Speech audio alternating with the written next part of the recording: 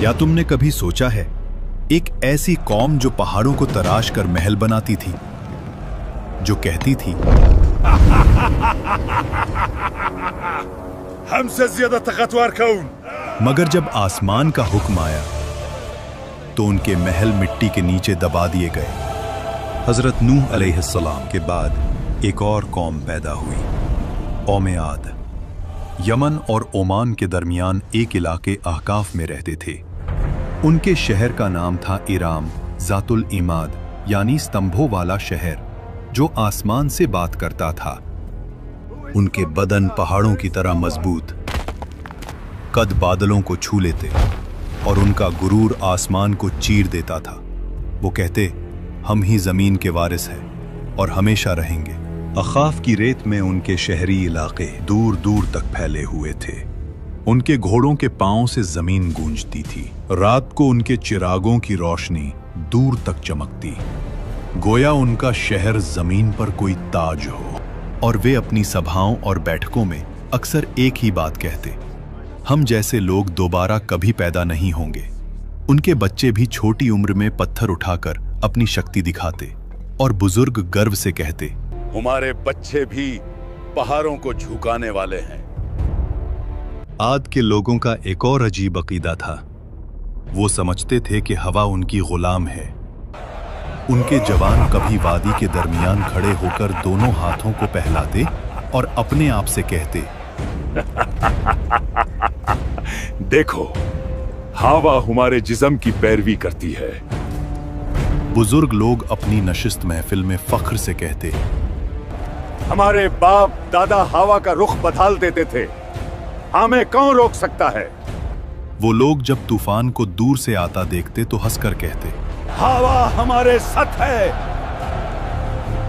ये हम पर नहीं, हमारे दुश्मनों पर पड़ेगी। लेकिन उन्हें क्या पता था कि आने वाली हवा उनकी सबसे बड़ी दुश्मन बन चुकी है। आद के लोग सिर्फ लंबे नहीं थे, उनकी जिस्मानी बनावट आम इंसान से कई गुना बड़ी थी। दरिया के किनारे उनके कदमों के निशान आज भी पहाड़ों के दरमियान मिलते हैं, जिन्हें देखकर लोग हैरान रह जाते। उनके घरों के दरवाजे इतने ऊंचे होते कि एक घोड़ा और सवार दोनों सीधा अंदर जा सकते, और उनके बर्तन पत्थर के बने हुए, इतने बड़े कि एक बर्तन में पूरा खानदान का खाना पक जाए। समय बीतता गया, घमंड बढ़ता गया, वक्त गुजरता गया और उनका तकब्बुर बढ़ता गया। फिर अल्लाह ने अपना नबी भेजा, हजरत हूद अलैहिस्सलाम, जो कहने लगे, ऐ मेरी कौम, सिर्फ अल्लाह की इबादत करो, उसके सिवा कोई माबूद नहीं। खुद क्या तू चाहता है हम अपने बाप दादा के मजहब छोड़ दें? हम ताकतवर हैं, हमें कोई छो नहीं सकता। हजरत हूद अलैहिस्सलाम ने फिर कहा, मैं तुम्हें उस अजाब से डरा रहा हूँ जो तुम सोच भी नहीं सकते। लेकिन जिन दिलों में गुरूर भर जाए, वहां नसीहत पत्थर से टकराकर टूट जाती है। हजरत हूद अलैहिस्सलाम रोज उनके बाजारों, उनके महलों, उनके दरवाजों के पास जाकर आखिरी दावत देते। कभी उनके सरदार हंस के कहते, हूद, तेरी बात में दम होता तो हमारे महल कब के गिर चुके होते। कभी कोई बच्चा उनकी आवाज का मजाक उड़ा देता और कुछ लोग उन्हें देखकर रास्ता बदल लेते, कहीं उन्हें अल्लाह का खौफ उनकी आंखों में भर न जाए। एक दिन हूद अलैहिस्सलाम उनकी असेंबली में गए, जहां उनके सरदार सोने के तख्तों पर बैठे थे। हूद अलैहिस्सलाम ने कहा, अल्लाह की बनाई हुई कुदरत का निजाम देख लो, तुम्हारी ताकत कुछ भी नहीं। मगर उनके सरदार हंस पड़े। ये झूठे वादे बंद कर, अगर अजाब आता है तो हम अपनी ताकत से उसे रोक लेंगे। अजाब से कुछ दिन पहले आद की वादी में एक अजीब मंजर हुआ। रात को आसमान में एक गहरी गूंज सुनाई दी। न बादल गरजा, न बिजली चमकी, मगर वादी में ऐसे लगा जैसे कोई दूर से पुकार रहा हो। आद के लोग इस आवाज को सुनते और आपस में कहते, यह तो पहाड़ों की आवाज है। हजरत हूद अलैहिस्सलाम जो कहने लगे, ये रहमत की पुकार नहीं, ये तंबे है। दूसरी रात जमीन हल्की सी हिली। मगर इतनी कम कि सिर्फ जानवर बेचैन हुए। देखो, इंसान हंस पड़े। ज़मीन भी हमारी ताकत से डरती है। उन्हें नहीं पता था ये जमीन का आखिरी एतराज था। फिर आया अल्लाह का फैसला। सबसे पहले उन पर कहत आया। 3 साल तक एक बूंद बारिश ना हुई। नदियां सूख गईं, बाग जल गए, जमीन पत्थर बन गई। लोग आसमान की तरफ देखते रहे, कब बारिश आएगी। लेकिन आसमान से जवाब आया, खामोशी। पहले साल उन्होंने कहा, ये तो मामूली सा मसला है, हम ताकतवर लोग हैं। दूसरे साल प्यास ने उनकी जुबानें सुखा दी। खाली मटके दीवारों से टकराते, जानवर प्यास की वजह से गिरने लगे। तीसरे साल आद की जमीन से वो हंसी, वो फक्र, वो आवाज ही गुम हो गई जो कभी आसमान को टकराने का दावा करती थी।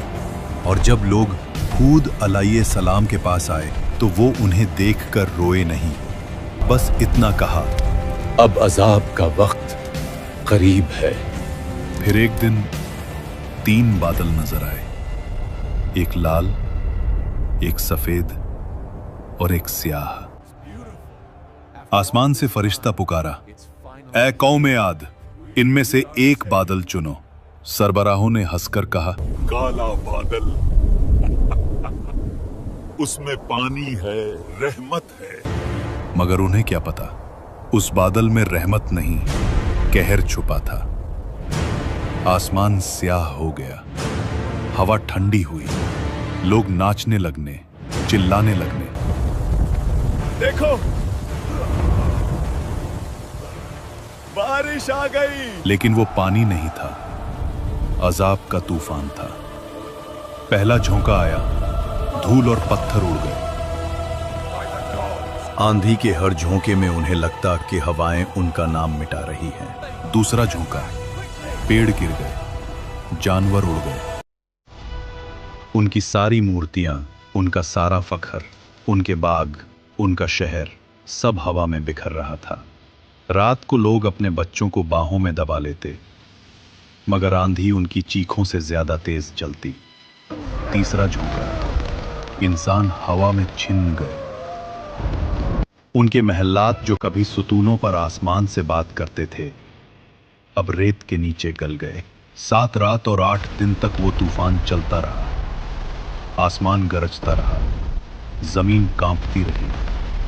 उनके महल, उनकी शान, सब मिट्टी में मिल गई। अल्लाह ने कहा, और आद को तबाह किया गया सख्त गर्जदार आंधी से, जो 7 रात और 8 दिन तक उन पर मुसलसल चली। और जब हवा रुकी तो सिर्फ सन्नाटा था। रह गया सिर्फ रेत का समंदर और गिरे हुए तने, जैसे खजूर के खोखले तने। लेकिन उन चंद लोगों को जो हजरत हूद अलैहिस्सलाम के साथ ईमान लाए, अल्लाह ने बचा लिया। उन्हें पहाड़ों के एक गार में पनाह दी गई। और हजरत हूद अलैहिस्सलाम ने कहा, ऐ मेरे रब, तू सबसे ज्यादा रहम करने वाला है, हमें उन रास्तों पर कायम रख जो तेरी तरफ ले जाते हैं।